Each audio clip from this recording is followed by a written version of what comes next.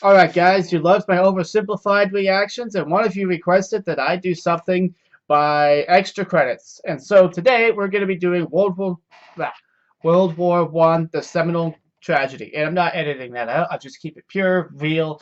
And the real talk is I can't talk well all the time. So, anyways, let's get into it. Like and subscribe, follow me on Twitter, Instagram, so you can vote on the next videos that I react to and stay updated on what we're doing here on the channel. Without further ado, let's learn about World War One.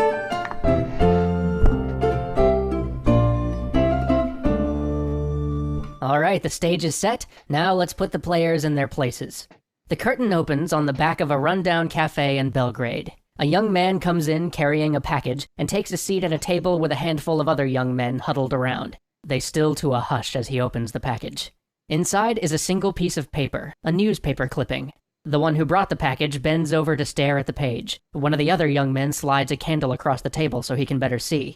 Before him, circled in red, is a headline, and it reads, Archduke Franz Ferdinand to visit Sarajevo.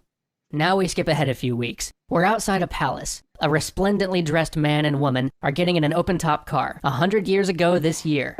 He's dressed in bright, blazing blue. His chest is full of medals. On his head, a grand horsehair cap.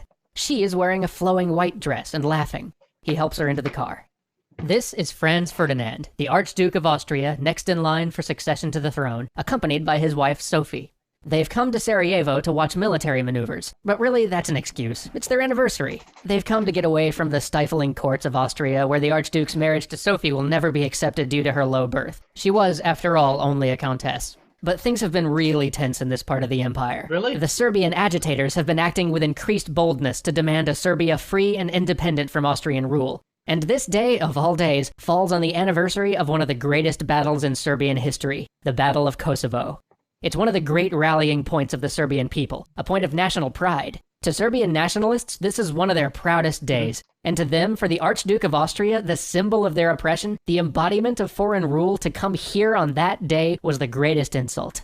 Now, perhaps the Archduke had chosen that day to show solidarity, to ease tensions, to make the people of Serbia understand that he cared about their traditions. Maybe he simply didn't know that the day had any special importance, and he was just there to get away. But whatever the reason, he was ill-informed. For on any other day, the events that are about to play out may not have happened. On any other day, this might have turned out simply to be your average parade, an event which wouldn't even go down as a historical footnote in a long and prosperous rule. But something had to happen on this day. It was too symbolic, too important. Too grand of a story. And so the first domino is placed in the mad and improbable events of this 28th day of June 1914.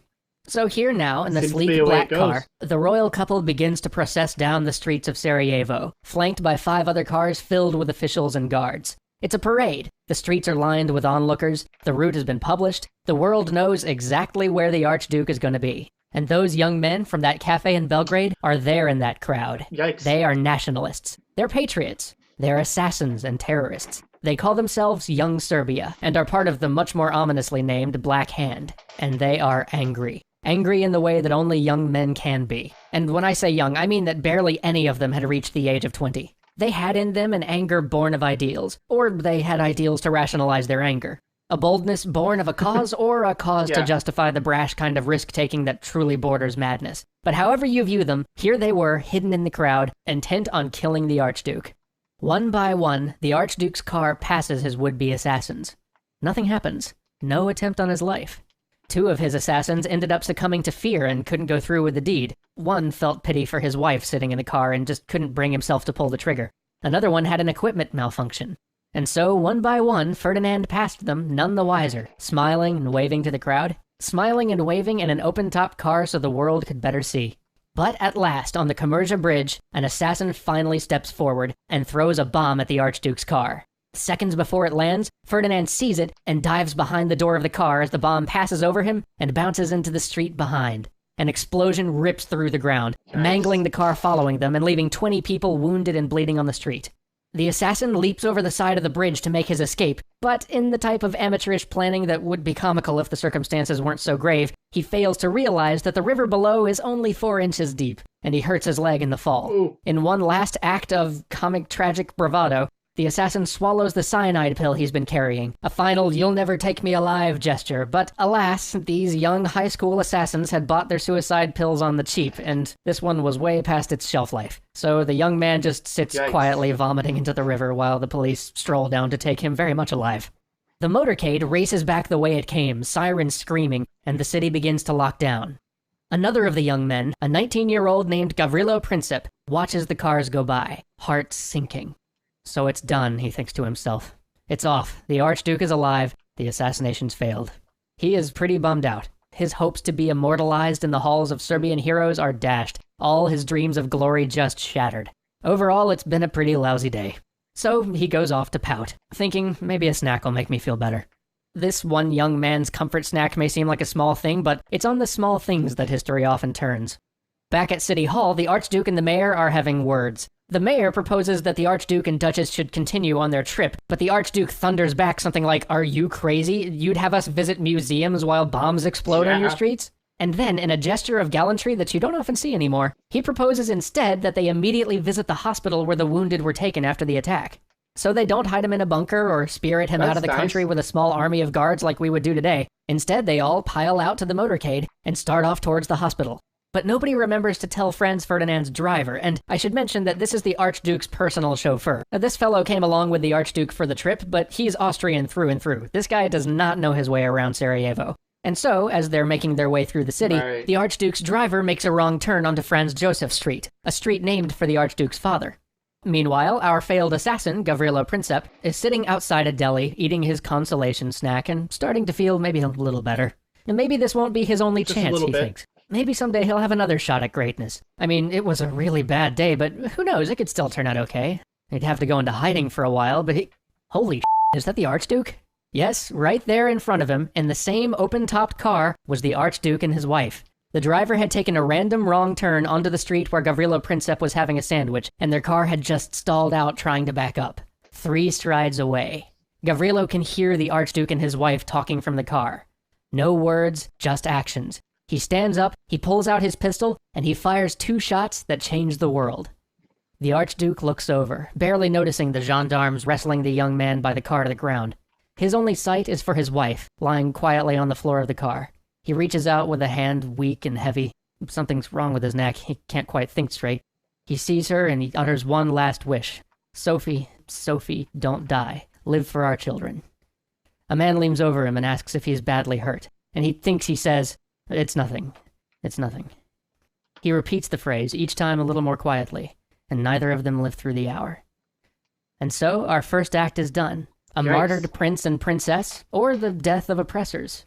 An act of terror or a heroic strike for freedom. An act that relied on 1,000 coincidences. On a poorly chosen date, on a change of plans, on a misinformed driver, and on a sad young man having a sandwich. But no matter how you look at it, it was an act that began the greatest war in history, and brought to an end the world that all of these actors knew. This war would change the world. Join us next time and find out how the world responds to this event. Wow. This guy's really, really good. Like, seriously good. That was both interesting, fascinating, incredible to learn about, and yet somehow hits you right at home, too, to see how such a crazy event in time can be started by, like, one small thing. You know, I think it just goes to show that don't take your time and actions for granted, because you never know what that one little thing you say or do might, affect someone. Obviously, pulling a trigger on someone is not a little thing, but I'm sure he never thought that it would start World War I and eventually potentially lead to World War II. And so, and you never know what kind of people you're going to meet and who might be heading down that dark path. So I think it's really important that we always be good to people as best we can, because we never know when someone might be pushed over the edge. Not that it's our responsibility for their actions, but you want to make sure that you breed good things so that people who are that angry that want to go out and kill people don't have as much reason to try to justify their actions. I don't know. It made more sense in my head. Speak it to people is all I'm saying. Like and subscribe. Follow me on Twitter so that you can vote on the videos I react to next, and I will see you guys later.